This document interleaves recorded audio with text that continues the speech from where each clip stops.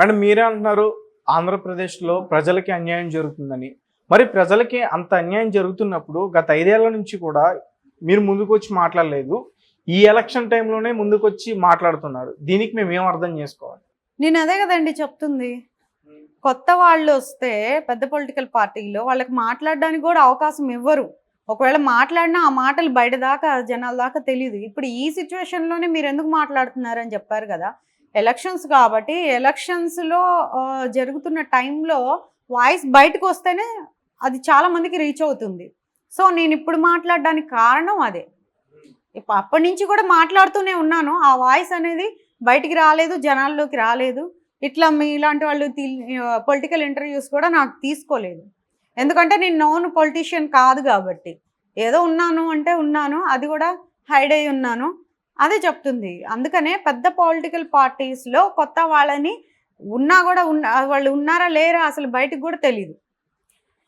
ఇప్పుడు ఈ టైంలో ఎలక్షన్ టైంలో నేను మాట్లాడితేనే అది అందరికీ రీచ్ అవుతుందని నేను ఇప్పుడు ఈ వాయిస్ రైజ్ చేస్తున్నాను. అంటే మీరు ఏదైనా ఒక పార్టీని ఆశ్రయించారు, ఎళ్లారా? నేను ప్రజాసేవ చేయాలనుకుంటున్నాను. నాకు ఒక అవకాశం ఇవ్వండి, టికెట్ ఇవ్వండి అని. అక్కడ ఏమైనా చేదు అనుభవాలు ఎదురయ్యాయా? నాకు అనుభవాలు ఎదురయ్యాయండి. నేను షేర్ చేయదలుచుకోలేదు. ఇప్పుడు ఫైట్ చేస్తున్నానంటే కూడా కారణం అదే. అంటే ఎలాగా? నేను చెప్తున్నాను కదా, కొత్త వాళ్ళని ఎక్కడికక్కడ ఆల్రెడీ ఎక్స్పీరియన్స్డ్ ఉన్నారనో లేకపోతే ఫండింగ్ ఇచ్చారనో, మెయిన్ అదే. ఎక్స్పీరియన్స్ అని ఏదో పైకి చెప్తారు కానీ ఒక 5 కోట్లు 10 కోట్లు ఫండింగ్ ఇచ్చారా లేదా, లేదా మినిమం ఒక 50 లక్షలు 60 లక్షలు ఫండింగ్ ఇస్తే వాళ్ళకి ఏదో చిన్న యూత్ లీడరు లేకపోతే మహిళా మండలిలో అసిస్టెంట్ అట్లాంటి పోస్టులో ఉంచుతారు. కానీ వాళ్ళని టికెట్లు ఇచ్చి నామినేషన్స్లో ఎలక్షన్స్లో దాకా వెళ్ళే అంత గుర్తింపు కానీ వాళ్ళు బయటికి రావడానికి కానీ చాలా సంవత్సరాలు పోతుంది. అది వాళ్ళ ఎదుగుదలకి ఏమంటే ఇంకా లైఫ్ టైం అయిపోయిద్ది అన్నట్టే. ఇప్పుడు సపోజ్ ఒక మిడిల్ క్లాస్ వాళ్ళు రావాలనుకోండి, అంత మీరు చెప్పిన టికెట్ దాకా రావాలనుకోండి, మినిమం ఒక 100 కోట్లు వాళ్ళ అకౌంట్లో ఉండాలి. వాళ్ళు సంపాదించుకోవాలి. 1000 కోట్లు ఉంటే ఓకే, పెద్ద టికెట్ ఇస్తారు.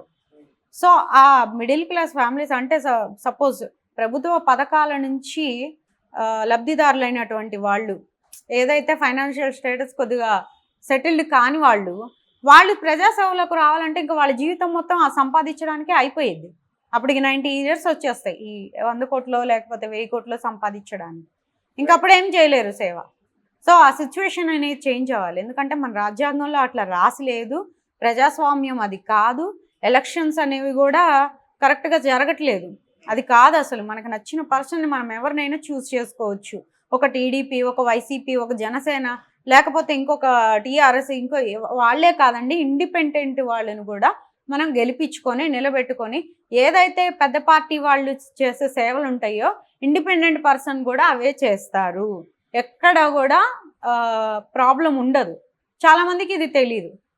రైట్.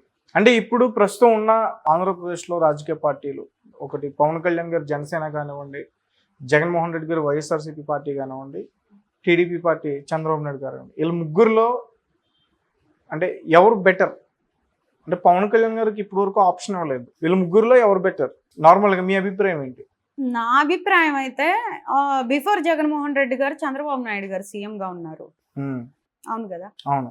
ఆయన పాలన నచ్చలేదు ప్రజలకి. జగన్మోహన్ రెడ్డి గారిని సీఎం చేశారు. ఇప్పుడు ఈ 5 ఏళ్లలో జగన్మోహన్ రెడ్డి గారు ఏం పాలన చేశారు, ఎంతవరకు పేద ప్రజలు లబ్ధిదారులు అయ్యారు, అదంతా చూశారు. కాబట్టి నెక్స్ట్ ఇంకెవరు మారుతారు అనేది మనం చెప్పలేము. ఒక్కళ్ళుగా సింగిల్గా చెప్పలేము అది.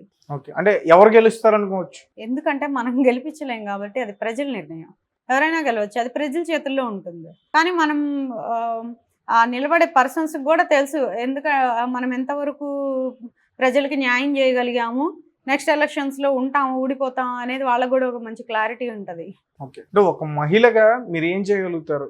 అంటే గెలిచినా ఓడిపోయినా మీ వల్ల ఏమవుతుంది అసలు? ఇప్పుడు కనీసం పట్టుమని మీ వెనకాల ఒక 100 మంది కూడా లేరు. ఇంకా ఓటు ఎలా వేస్తారు? దేనికి వేస్తారు? ఏం చూసి వేస్తారు? అసలు మీరు ఎలా చెప్పగలరు నా వెనక 100 మంది లేరని? అంటే నాతో పాటు వచ్చి మీరు ఇక్కడ మీడియాలో కూర్చొని మీతో మాట్లాడితేనే 100 మంది ఉన్నారని గ్రహిస్తారా మీరు? 100 మందిని మేము పక్కన పెట్టుకొని తిరిగితేనే 100 మందిని అనుకున్నట్లా?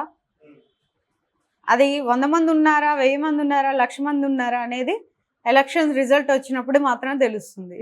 ఓకే. అవును. అంటే ఇలా చాలా మంది వచ్చి డిపాజిట్లు కూడా లేకుండా పోయారు. మీరేమంటారు? నేనైతే నాకు చాలా చెప్పాను కదండి ఇప్పుడే. ఈ 2 రోజుల నుంచి నాకు వస్తున్న సపోర్ట్, రెస్పాన్స్ మాత్రం అసలు నెక్స్ట్ లెవెల్ ఉంది. సో నాకు కాన్ఫిడెన్స్ అయితే వచ్చేసిందండి. ఖచ్చితంగా నన్ను గెలిపిస్తారు. నేను వాళ్ళ కోసం ఉంటాను. ఎందుకంటే నిన్న చెప్పాను కదా, నిన్న చాలా కాల్స్ వచ్చాయని చెప్పి. ఎక్కడ నేను అట్లా భయపడతానో లేదా ఏదన్నా అవుతానో అని వాళ్ళ రుణం మాత్రం నేను తీర్చుకుంటాను. ఎవరైతే నాకు కాల్స్ చేసి సపోర్ట్ చేశారో, అది ఎవరైతే నేను రూపాయి కూడా ఖర్చు పెట్టకుండా ఆ మీడియాలో నా గురించి మాట్లాడుతూ నన్ను ఎంకరేజ్ చేస్తూ నాకు సపోర్ట్ చేస్తున్న వాళ్ళందరికీ నేను ఈ ఛానల్ త్రూ చాలా థ్యాంక్స్ చెప్పుకుంటున్నాను. మైక్ గుర్తుకి ఓటేసి నన్ను గెలిపిస్తే మాత్రం మీ అందరి రుణాన్ని నేను తీర్చుకుంటాను. నన్ను నేను ప్రూవ్ చేసుకుంటాను. అయితే మేడం, మీరు గుంటూరు నుంచి పోటీ చేస్తున్నారు. గుంటూరు ఒక పెద్ద జిల్లా. సో అంటే అక్కడ ఎన్ని నియోజకవర్గాలు ఉన్నాయి, ఎన్ని మండలాలు ఉన్నాయి, ఇవన్నీ కూడా మీరు ముందే గమనించారా? తెలుసండి. ఆ మాత్రం తెలియకుండా ఎట్లా నామినేషన్ వేస్తాము. ఇప్పుడు ఎంపీ కింద 7 నియోజకవర్గాలు ఉంటాయి, అసెంబ్లీ నియోజకవర్గాలు.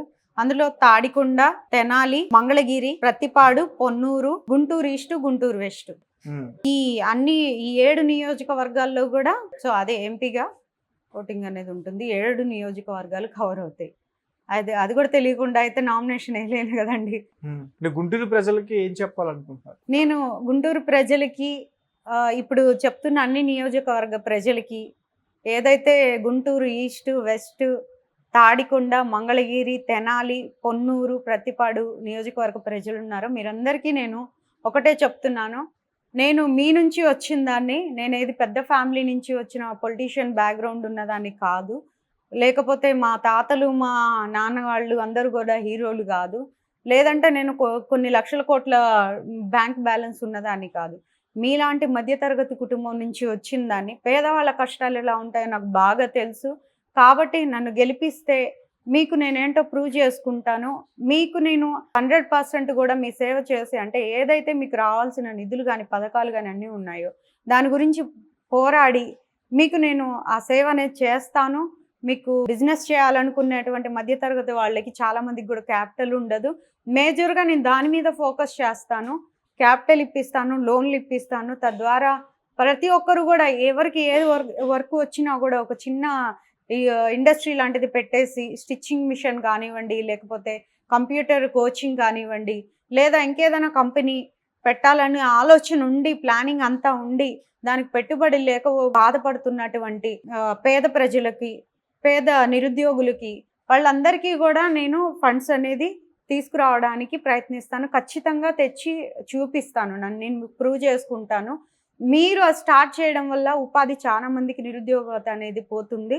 సో దాని మీద నేను ఎక్కువ ఫోకస్ చేస్తాను. ఎవరికి ఏ పని వచ్చినా సరే నాకు అది అర్జీ పెట్టుకోవడం ద్వారా, ఒకవేళ నేను గెలిస్తే, నన్ను మీరు గెలిపించుకుంటే దానికి మాత్రం నేను 100% హెల్ప్ చేస్తాను. దానికి 100% మీకు న్యాయం చేస్తాను నాకు జరిగినంత వరకు.